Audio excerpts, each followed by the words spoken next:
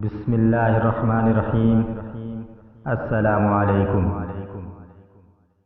دوستو، ویڈیو شروع کرنے سے پہلے میری آپ سب سے گزارش ہے، اگر آپ نے ابھی تک ہمارے چینل دین کی شان کو سبسکرائب نہیں کیا تو ابھی سبسکرائب کر دیں اور برابر میں گھنٹی کے نشان کو بھی دبا دیں، جس سے آپ کو ہماری نئی آنے والی ویڈیوز کا نوٹیفیکیشن ملتا رہے گا۔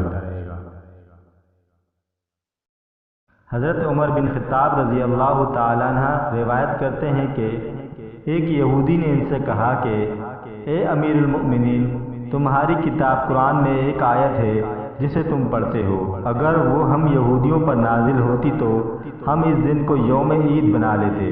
آپ رضی اللہ تعالیٰ عنہ نے فرمایا، وہ کون سی آیت ہے؟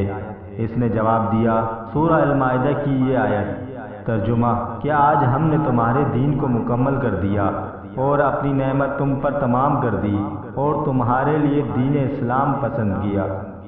حضرت عمر رضی اللہ تعالی عنہ نے فرمایا کہ اس دن اور اس مقام کو ہم خوب جانتے ہیں۔ جب یہ آیت نازل ہوئی، اس وقت آپ صلی اللہ علیہ وآلہ وسلم عرفات میں جمعہ کے دن کھڑے ہوئے تھے۔